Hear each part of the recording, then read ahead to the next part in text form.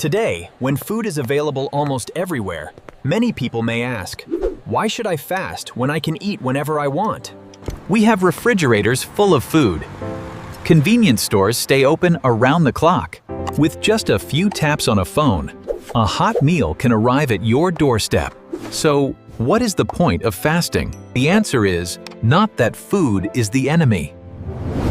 And fasting is not a form of punishment. Intermittent fasting simply means creating intentional periods when your body is not constantly receiving food. Common approaches include 14-10, 16-8, the 5-2 method, and alternate day fasting. Many human studies suggest that this approach may support weight management and improve certain metabolic markers, especially in people who are overweight or obese. But there is another perspective that is discussed much less often. In a world where natural disasters, disease outbreaks, wars, power outages, or supply chain disruptions can happen unexpectedly, not being overly dependent on eating every few hours may become an advantage when it comes to adaptability. This does not mean fasting will help you survive every situation. But when your body and mind are used to going without food for certain periods, you may remain calmer when a meal is delayed. Today, we are counting down 7 practical benefits of intermittent fasting. And the number one benefit is not only about weight. It may change the way you view your entire relationship with food. Number 7. It can simplify the way you eat.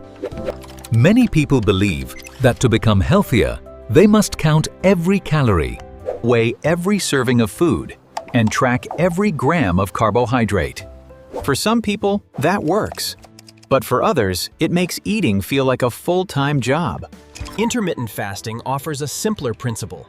You eat within a specific period and stop eating outside that window. Imagine your kitchen is like a store. If the store is open 24 hours a day, you can walk in and buy something whenever you feel bored.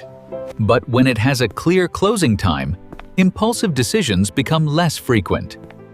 That is why this approach may help some people reduce nighttime snacking, eat fewer times throughout the day, and naturally lower their total food intake. You can start very gently. Finish dinner earlier and avoid eating anything else for 2 to 3 hours before bedtime. There is no need to immediately switch to a 16-8 schedule. Number 6. It may help modestly improve certain blood lipid markers. Many people think fasting only affects the number on the scale.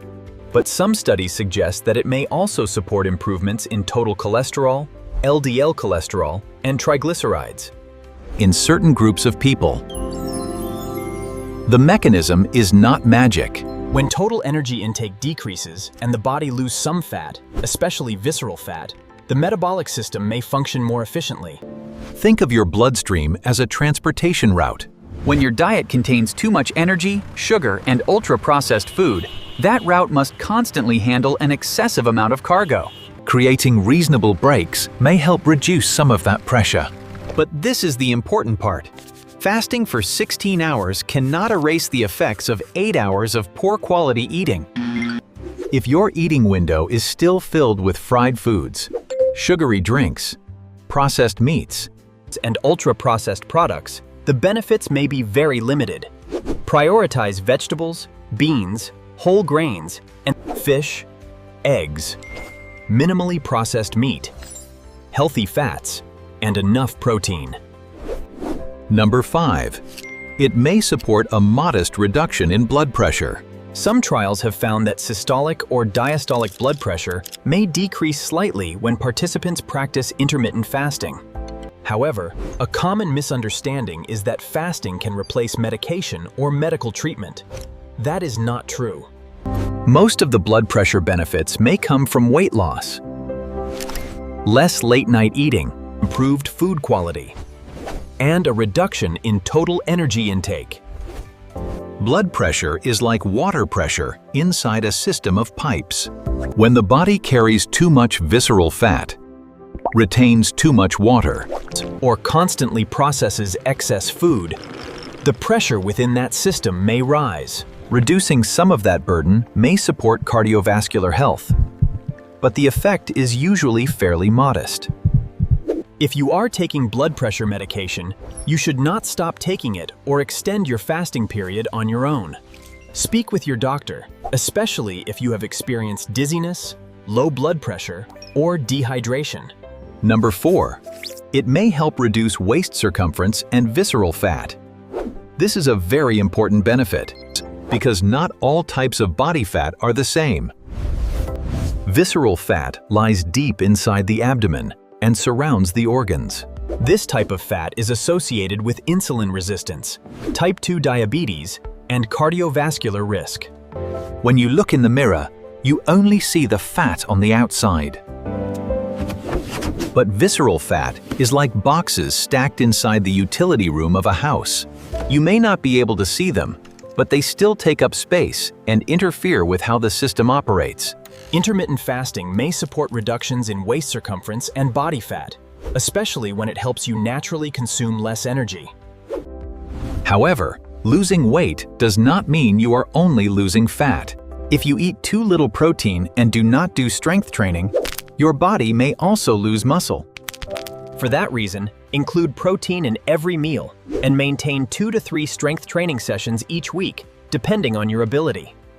Number 3. It may improve insulin sensitivity. Insulin is a hormone that helps move glucose from the bloodstream into the cells, where it can be used for energy. When the body becomes resistant to insulin, it is like a door that has become stuck. Insulin keeps knocking, but glucose still has difficulty entering the cells. As a result, the body must produce more insulin. Some studies suggest that intermittent fasting may help lower fasting insulin and support improved insulin sensitivity in certain people. But do not assume that fasting allows you to eat as much sugar as you want.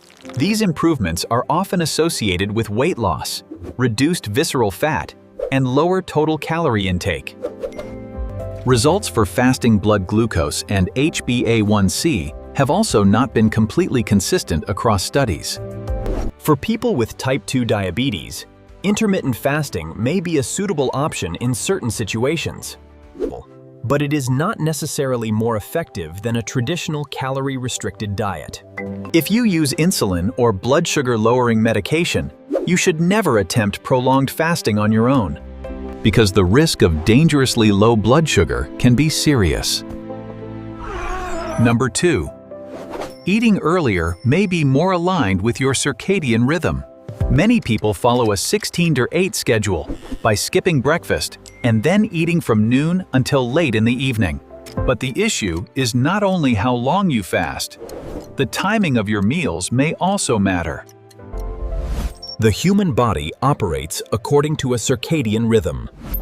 During the day, we are usually more active and tend to process glucose more efficiently. Later night, the body is preparing to rest. Imagine your body as a factory. In the morning and during the day, the full workforce is present. But late in the evening, most of the production lines are slowing down. Eating a very large meal at that time is like delivering a truckload of goods, just as the factory is about to close. Some studies suggest that eating within an earlier time-restricted window may support weight loss and improve certain health markers more effectively than eating too late. You do not necessarily have to skip dinner. But try eating dinner earlier, making it lighter, and avoiding the habit of consuming most of your food close to bedtime. Number 1. It can help you manage your relationship with hunger. This may be the greatest benefit, but it is also one of the least frequently measured. Many people today can no longer clearly distinguish between true hunger and simply wanting to eat. We eat because we are stressed. We eat because we are bored. We eat because we see an advertisement. We eat because the clock says it is time. And sometimes, even a small growl from the stomach makes us panic, as though the body were in danger. Intermittent fasting may help some people recognize that hunger often appears like a wave. It rises, reaches a peak, and may then fade. You do not necessarily have to react immediately. Once you become comfortable delaying a meal within safe limits, you may feel more in control, and in unexpected situations, such as being stuck in traffic, experiencing a power outage or supply disruption, or needing to evacuate quickly, the ability to remain calm when you cannot eat on schedule may offer a practical advantage. It is not because your body does not need food. it is because your mind no longer treats every period without food as a crisis. Start with a 12-hour overnight fast. For example, finish dinner at 7 p.m. and eat breakfast at 7 a.m. the following morning. Once your body adapts well, you can try 13 or 14 hours. There is no need to race towards 16 hours. The best schedule is the one you can maintain. Without exhaustion, overeating afterward, or negatively affecting your health. Intermittent fasting is not magic. Its most reliable benefits remain supporting weight loss, reducing waist circumference, and improving certain metabolic markers in some people. In many cases, it is not clearly more effective than a healthy, calorie-restricted diet that can be maintained over the long term. What matters is not how long you can fast. What matters is what you eat, how much you eat, how well you sleep, How active you are, and whether this approach fits your life. Children, teenagers, pregnant or breastfeeding women, people who are underweight, frail older adults, people with a history of eating disorders, and people with type 1 diabetes should not attempt intermittent fasting on their own. people with type 2 diabetes, or those taking blood pressure medication, insulin, or blood sugar lowering medication should speak with a doctor before changing their eating schedule. This video is for educational purposes only and is not a substitute for personalized medical advice. What about you? Have you ever tried fasting for 12, 14, or 16 hours? Share your experience in the comments. Thank you for watching the video all the way to the end. If this video helped you better understand intermittent fasting, please hit the like button and subscribe to Healthy Dad Habits to continue discovering simple habits that may support a healthier and more proactive life.